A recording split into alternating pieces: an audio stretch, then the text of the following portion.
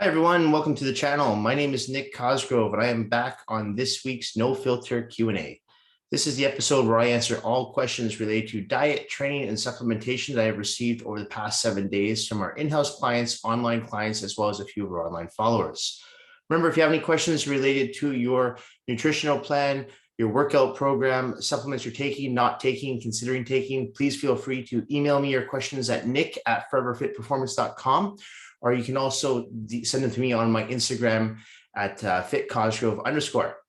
Just a reminder for this Canada Day long weekend for our in-house clients, we are open. So we're open Friday, Saturday, and Sunday, regular hours. And also we are running a special promo on our Grizzly Grabbers, 20% off from Thursday, June 30th until Sunday, 12 a.m., which would be July, I believe, 3rd. So 4-day sale. So if you need a new pair of grabbers, definitely make sure to either message myself, Charlene, or Mia, let us know, and we'll have a pair waiting for you when you arrive at the gym. All right, so let's get started on this week's No Filter Q&A. Question number 1. Hi, Nick, can I include pork on your mass building diet plan? I'm not too worried about adding on fat right now, so I was wondering if I could have a few pork chops throughout the week. Okay, so there's a reason I left certain foods off my certain nutritional plans, like the mass building program that can be found on the online app, or a cutting program for summer cut program for nutritional plan. There's reasons I leave out certain foods that are deemed healthy. Personally, I'm not a big fan of incorporating foods like pork into a program because I find pork to be the not most nutritious meat, right? You have to look at it from not just a macronutrients perspective, but you have to look at it from a micronutrient perspective. So the problem with pork, how do I say this without insulting pork lovers? I'm just going to say it. It's not a good quality protein source. On a macronutrient scale, if you were to compare pork tenderloin with chicken breasts, they're pretty much the same. Yeah, there's a little bit more fat in pork tenderloin than chicken breast, but on a protein level, they're about the same. Problem is, if you were to go dig deeper into the micronutrient value, pork is not as nutritious as a regular chicken breast, skinless chicken breast, or skinless turkey breast, cod fillet, salmon fillet, and so on. So there's a reason I leave out certain meats on a plan, right? Just like there's a reason why I leave out certain carbohydrates. I don't like to include white rice on my nutritional plans either. If you want to have it, go ahead, have it. Would I recommend having it? No, I wouldn't. And there's reasons for that too. I'm not going to get into that with white rice. I've covered that before. But when it comes to pork, I wouldn't recommend consuming it. I feel it to be a very good meat to incorporate into a nutritional plan. I'd leave it out. Save it for a cheat meal. Okay, but I would recommend sticking to your lean cuts of meat and your fatty protein sources as well. But as far as pork is concerned, I wouldn't use it. It's really not a high quality protein source to use. All right, next question. Question 2, Nick, can you please explain the difference between a standing barbell shoulder press versus seated dumbbell shoulder press? Should I be doing both in my shoulder workouts? Okay, so standing barbell military press and a seated dumbbell shoulder press both work the anterior deltoids. Where they're different though, one is more of a compound movement and one is more of an isolateral movement. Okay, so the compound movement being you're moving the barbell as one, and a dumbbell press, obviously you have 2 dumbbells in your hand, so you could easily move those at different speeds, but you're obviously trying to keep them together. But because you're keeping the movement apart, it becomes more of an isolateral movement. If I'm working with someone who has lower back issues, rarely will I give them a standing barbell military press. I'll put them over on a seated dumbbell shoulder press. Reason for is a standing barbell military press, especially if someone who's got either lower back issues or a weak lower back, the hyperextension of that lumbar region can really irritate the discs. So I tend to leave that out especially for beginners. I don't usually put that into their program. Now, if your lower back has no issues whatsoever, I think standing barbell military presses are a great exercise. Should you do both? If you're lacking in anterior delts, I would. I do actually. So in my shoulder program, I do both standing barbell military press and seated dumbbell shoulder press. I've always had weak shoulders, weak traps, so I thought the best way to develop them is by putting a lot more pressing movements. So that's why I like to have at least 2 pressing movements on my shoulder day. So yeah, I would definitely include both if you're able to.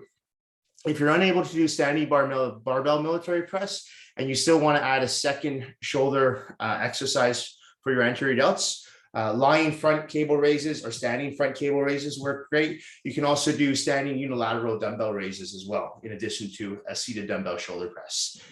So if you have no lower back issues, I would definitely include barbell military presses into your program. You can also do seated barbell military press as well. That's an easy way to set up too. Just put your bench at 90 degrees, put yourself right up into the squat rack, seated barbell military press. That way your lumbar region is supported.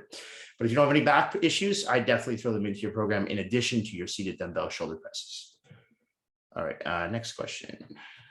Hi, Nick. I'm preparing for my first bikini competition and just received my diet plan from my new coach. She says no cheat meals moving forward, and we are currently 18 weeks out. I know you like to give your clients cheat meals and was wondering if you think no cheat meals is a good strategy to use. Okay, so you have to look at it for what it is. So there's a reason you're working with this particular coach. Maybe you saw the results that she achieved with some of her own clients, or maybe you've heard good things. She has a good reputation. So there's obviously a reason that you've seeked out to work with this person. So I say this to anybody who's working with a coach. I say, if you've hired this coach, and as long as they're not doing anything dangerous, they're not giving you a ridiculous supplement protocol, or they're not taking your calories down to 500 a day, stick with that coach until the end of the prep. Trust that person, all right? And then at the end of your prep, see how you look on stage. Didn't go the way things planned, go to another coach, try another coach. But I always tell people, stay with your coach, because you have to give the benefit of the doubt to the person that you're working with, especially if they're highly reputable and knowledgeable in their industry, right? So I'm going to assume that there's a reason you hired this person. So I would listen to what he or she is saying, okay? As far as cheat meals go, yes, I like to incorporate cheat meals into my clients' plans, but I'll tell you what, I don't incorporate weekly cheat meals into everyone's plan. It really depends on the person I'm working with.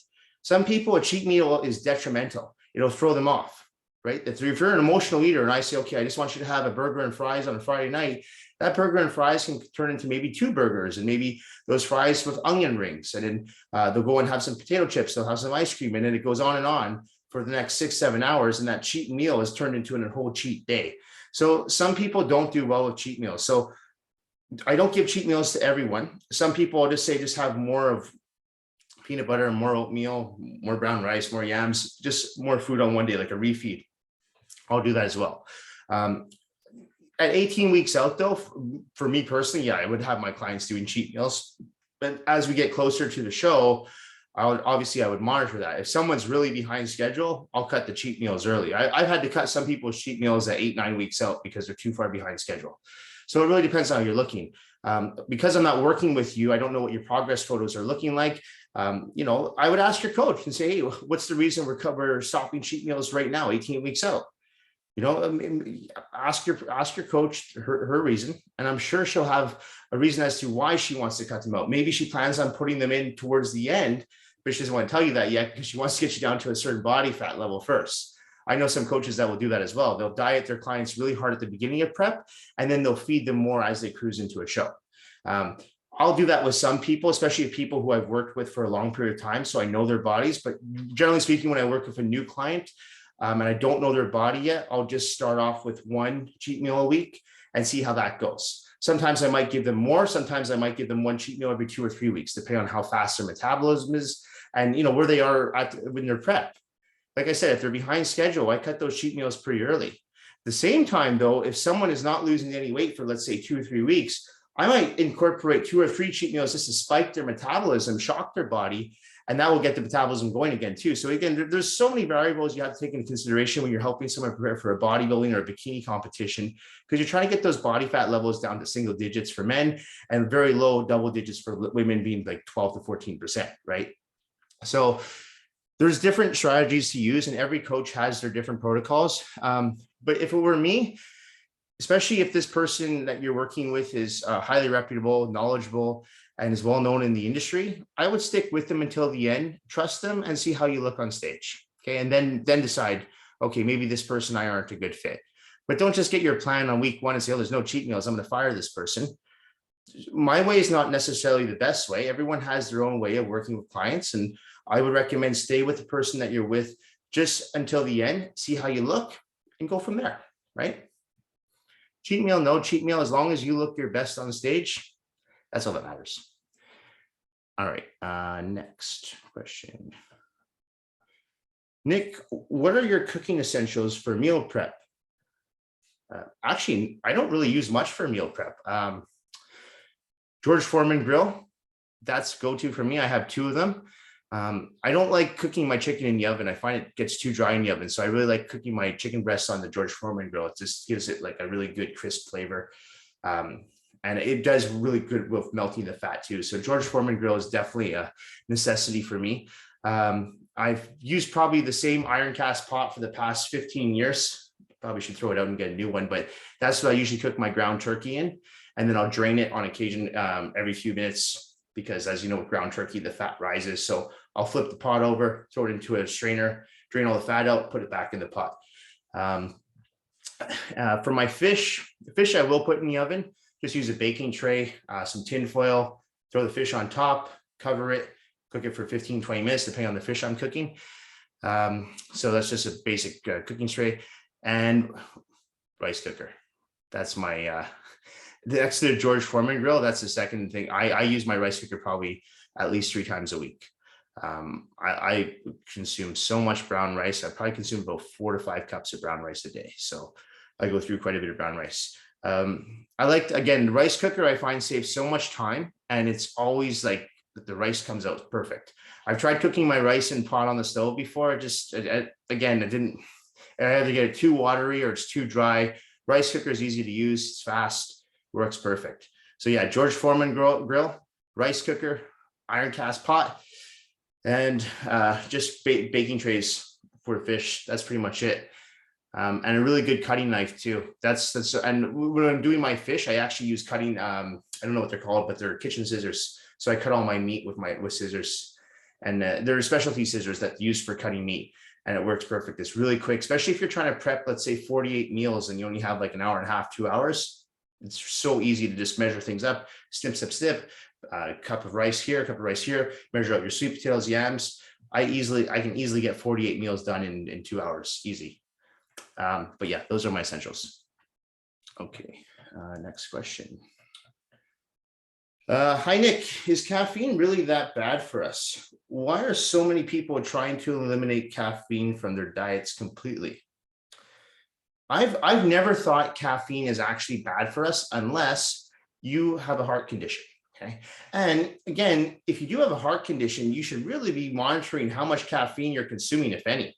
Now, if you don't have a heart condition, I think caffeine is fine. But again, you don't want to do excessive amounts. The reason I don't recommend people consume too much caffeine is because you don't want your body to become over-reliant on stimulants, right? The more caffeine you consume, the more your body needs to stay awake, to have a conversation, to get work done. So that's why I try to limit my caffeine intake. But I don't really have any issues with my heart, knock on wood. But for my clients who do have some heart health issues, I definitely recommend pulling back their caffeine intake. No pre-workouts. That's a no-go for someone who has a heart condition. Americanos and espresso shots. I know some people who do like 5 or 6 of those a day. Like that to me is that's way too much. So is caffeine dangerous? No, I don't think it is. Again, if you don't have a heart condition, but I would not become over reliant on it, because you also don't want to burn out your adrenal glands by destroying a bunch of stimulants in your body all day long. I know people who sip on pre-workout throughout the day. Like that's not a good idea either. So, there's like kind of that happy medium. And for most people, what I find works well is sticking between that 150 to 200 milligrams of caffeine a day. And that's more than enough. When you think there's 50 milligrams in a grande at Starbucks, grande's coffee, you think about that, that's like 6 grandes right there. So that's more than enough. Some of these pre-workout mixes for the scoops, for those of you that take pre-workout powders, you should really turn around the label and read, because some of them contain up to 300 milligrams of caffeine per serving. That, again, in my opinion, is way too much. You don't need that. So if you're taking a pre-workout that has 300 to 400 milligrams of caffeine, cut that scoop in half. You really don't need that much. And I think just a lot of people are cutting back on caffeine now too, because they can see there's some adverse side effects to caffeine. Like, people have hard time falling asleep. Right? A lot of people don't like the effects of feeling that jittery effect. So I've had clients just tell me they feel uneasy. So it really depends on the individual. So I think that's why a lot of people are cutting back on caffeine now. But again, unless you have a heart condition, I don't think it's going to cause any long-term health issues for you. That's my opinion, though. Okay, so get your heart checked, right? Go for your physicals, get your blood work done, make sure everything's working okay. And if you do have a heart condition, I would definitely limit or eliminate caffeine altogether. All right, next question. Okay. Hi, Nick. I'm following your current 6-day muscle building split and have been enjoying the workouts. I was a bit worried at first about the high amount of volume of sets and reps, but it seemed to be working really well so far for me. I'm just curious as to why you like to incorporate so much volume into your workouts with lighter weights. Is this a better strategy to use than lower volume with heavier weights? There's a few reasons why I like to use high volume, high reps in my workouts. And when we say high reps, I don't mean like 30 or 40 reps. I usually will ask my clients to keep their reps between 10 to 15 on most exercises. Yeah, occasionally we'll do 8 or 9 sets if we're doing a triple or quadruple drop set, but that's very rare. I usually like to keep everyone in double digits. And there's a few reasons for that. One is that I find it's a good way to prevent injury, right? You look at most people who get injured in the gym, it's because they're doing crazy intense, heavy weights, and they're doing that, 1 to 3 reps, whether it's a deadlift or a squat. And that to me is just like, you're just asking for an injury right there. I really like to warm up the muscles, warm up the joints, and really feel the muscle and control the weight that I'm lifting. So that's why I've always been a huge advocate of lifting, not light, but moderately heavy weights with higher repetitions in that 10 to 15 rep range. Another reason too is because if you're training for aesthetics, yes, okay, we're all training for health, but at the end of the day, a lot of us are also training for aesthetics, right? You want to look good too. I've always found that the best way to make a muscle harder and more developed and more predominant is to do those higher repetitions. So it has more of a contraction, getting more blood into those muscle bellies. If you're just doing 3 or 4 repetitions, I mean, I don't know how much blood you're going to really pump into those muscles. And so again, I think lower reps, low volume is excellent if you're trying to be a power lifter, if you're trying to build just pure raw strength. But if you're really going for the aesthetics factor and you want to get a good cardiovascular workout at the same time, I would recommend doing high volume, high sets workouts. So instead of doing the standard 3 to 4 sets, what I'll typically do is 5 sets of an exercise. If I'm doing circuit training with my clients, yeah, then I'll probably stick to 3 or 4 sets of the exercise, but I'll have them moving from station to station. So they're also working their cardiovascular system. Okay, so I find that to be a good way too. And then the last reason why I like to do high volume on certain muscle groups is because I only train each muscle group once a week. And that's the same way I have all my clients train their muscles too. So if I train chest, let's say on Monday, I don't train my chest again until the following Monday. So yeah, I'm going to hit my chest with maybe 35 to 40 sets, which might seem like overtraining to a lot of people, but because I'm going to give it a good 6-day rest afterwards, that to me is optimal because I'm going to really just take my chest to failure. So it's nothing left and it feels sore for 4 to 5 days, but by the time the following Monday comes around, I'm good to go again. So that's why I like to use high volume. I like to just take the muscle to true failure, just deplete my entire body as much as I can during that workout, tear everything down, go home, recover, rest, eat, and then let the muscle build again, right? So that's the way I do it. I'm not saying it's the only way to do it. I know there's a lot of people out there that believe in doing low volume, low reps, and it works for them. But those are the main reasons why I like to stick to high volume, high reps, primarily because injury prevention, the aesthetic factor, and also because when we hit that muscle so hard and you give it that long period of rest, 6 days, it's good, it's recovered, right? Yeah, if you're hitting it obviously 3 times a week, you might not want as much volume, but then again, I wouldn't recommend hitting any muscle group more than once a week. All right, next question. Hi, Nick, in your opinion, what is the biggest mistake most gym owners and personal trainers make? I'm opening a gym with my wife in the new year and want to make sure we cross all our T's and dot all our I's. Okay, let me start with gym owners. Biggest mistake I see gym owners make, there's a lot of them are shady. Their cancellation policies. Getting someone to sign up for a 5-year contract. There are some gyms that will do that, and then they'll say, and say, well, you can't cancel, or they'll throw in a clause in your contract, even if you move, you have to pay a cancellation fee. Or let's just say you're on a month-to-month basis and you want to cancel. A lot of gyms will make you come in to cancel as well. And if you've already canceled from that gym, that you don't want to go to the gym, last thing you want to do is go in, make an appointment, and cancel. You should be able to do it over the phone or online, especially in this day and age, right? So I know there's a lot of gym owners out there who count on people signing up for a year, 2 years. As I mentioned, there's even one gym I know that has people sign 5-year contracts. That does exist. And they know that a lot of those people will only come for the first maybe 1 or 2 months, and then they'll never come back, and they'll keep getting their credit card dinged, right? So I find if I was running a commercial sized gym, I would want people to feel very comfortable and very confident booking with me, just like as a personal trainer and running a small personal training company. And that's why I tell every single client that signs up to work with us, I say, we'll issue you a full refund for any unused sessions, no questions asked.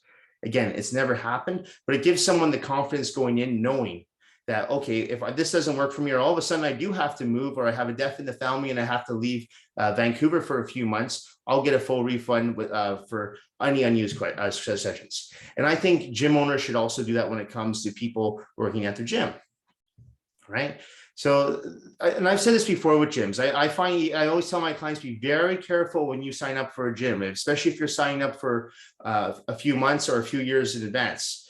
Very careful with their contracts, because they always have these little clauses in them that make sure that they're getting the most money out of you as possible.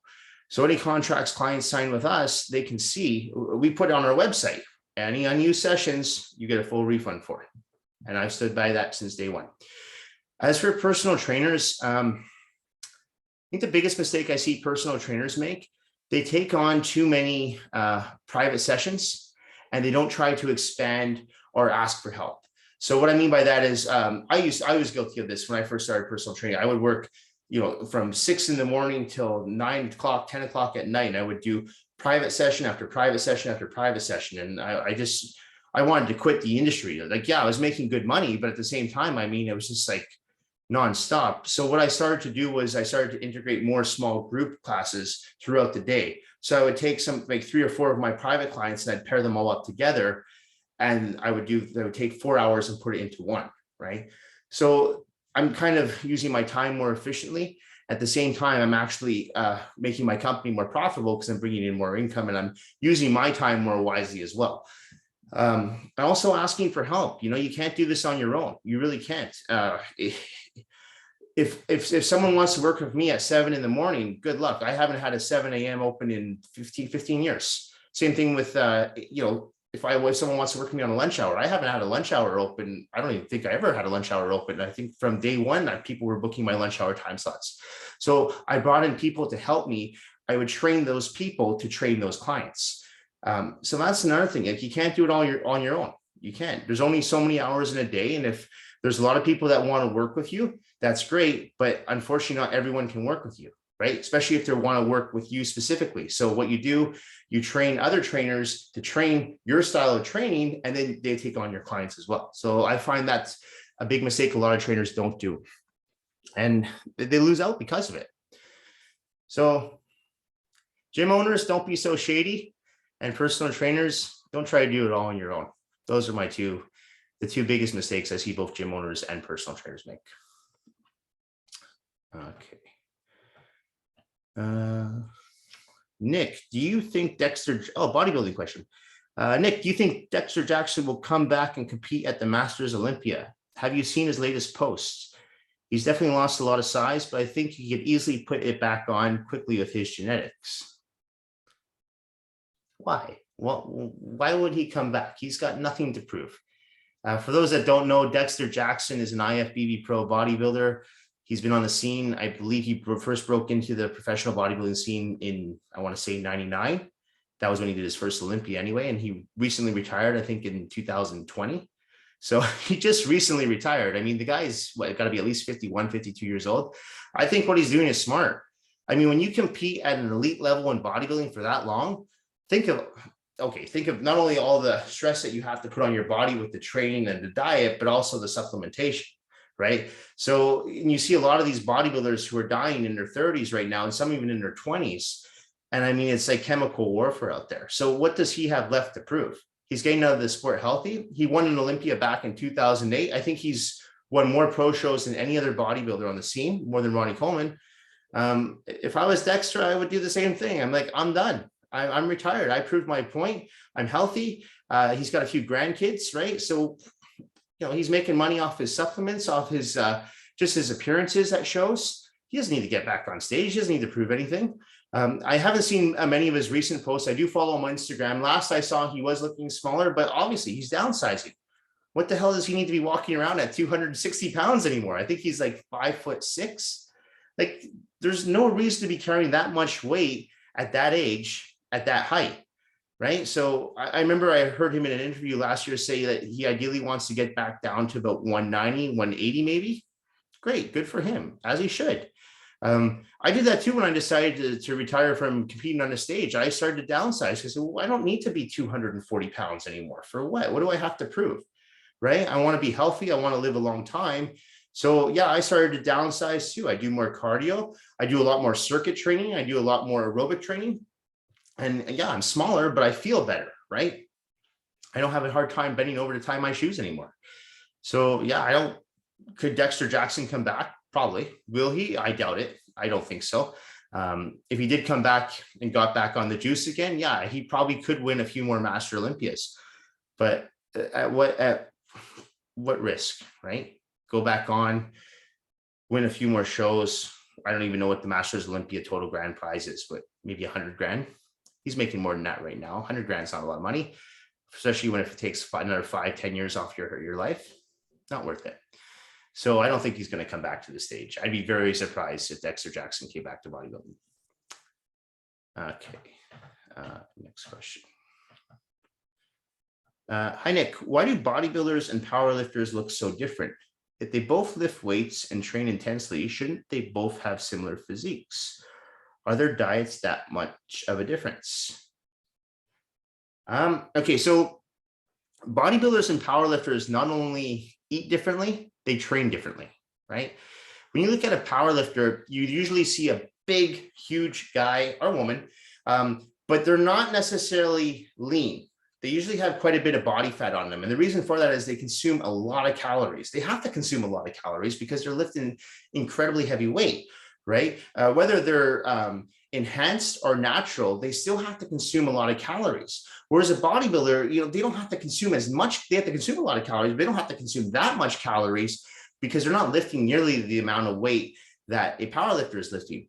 Another thing is too, that with powerlifters, they're usually staying in that 1 to 6 rep range. And most powerlifters will go between 1 to 3 in competition when it comes to repetitions.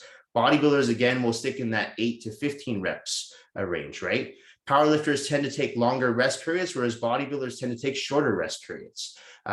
Powerlifters rarely do any cardio, whereas bodybuilders will usually do quite a bit of cardio, especially leading into a show. So there's multiple reasons why the two physiques look completely different. But it goes primarily into the diet and the training. The diet and training are different. I know a lot of powerlifters who will just eat anything. If you go on YouTube and you watch what some of these powerlifters and these strongmen eat, they eat pancakes, they put butter under pancakes, they have pizza, they have burgers, and this is day to day. This is not like a cheat meal. They're just trying to get calories in. A powerlifter does not necessarily care what he or she looks like. They're just training for pure raw strength. Whereas a bodybuilder or a bikini competitor or a fitness competitor or just someone who wants to go to the gym and look and feel better is training for aesthetics. So, they're going to watch what they eat, right? I mean, I consume probably, if I were to ballpark, probably at least 6,500 calories a day, but it's all from clean calories. I don't consume pizza, burger, fries, pancakes, any of that stuff. Because even though I know I need to consume a lot of calories to keep the muscle that I have, I don't want it to come from dirty calories because I know it's going to affect my performance in the gym for me because I'm doing higher repetitions and I'm not resting very long. Whereas a powerlifter just needs to get in those calories, lift that weight once to maybe 3 times, put it back down, rest 5 to 10 minutes and do it again. It's just a different type of sport, but that's why the two physiques look different. They train different, they eat different sports. All right, next question and last question of this week's No Filter Q&A. Nick, is weight training a healthy addiction? I think it is, but my girlfriend thinks it can lead to long-term injuries and health issues. I think you're both right. Weightlifting, yeah, it's very healthy for the body, right? We know that it can help prevent issues like osteoarthritis, can help prevent heart disease because you're getting a good cardiovascular workout, makes you stronger, helps keep your body fat levels down. So we know that the components of weight training is there are some good, very important health components to that. It's better than sitting on your ass all day watching TV or just going to work, plugging your ass on the chair, working on the computer for 8 hours, going back home, having a few drinks. Way better than a sedentary lifestyle for sure. But I think there's some people who take it a little too far. I was probably guilty of that when I used to compete. I would go to the gym 2 or 3 times a day, 2 weight training sessions and maybe a cardiovascular session for 90 minutes. And that was insane. I was addicted to the gym. I was addicted to the adrenaline rush. I was addicted to the so-called pump that you get, right? The feeling you get when you're done a workout. So I was chasing that pump. I wasn't necessarily chasing the aesthetics at that point. I just liked the feeling I got when I was in the gym.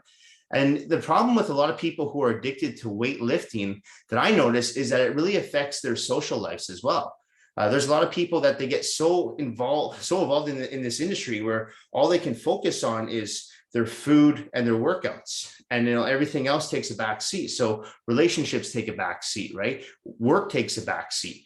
There's a lot of bodybuilders I know who live paycheck to paycheck or can't even hold down a steady job because they spend all their time in the gym or they spend all their money on supplements, right? So, and to me, that's not a good addiction.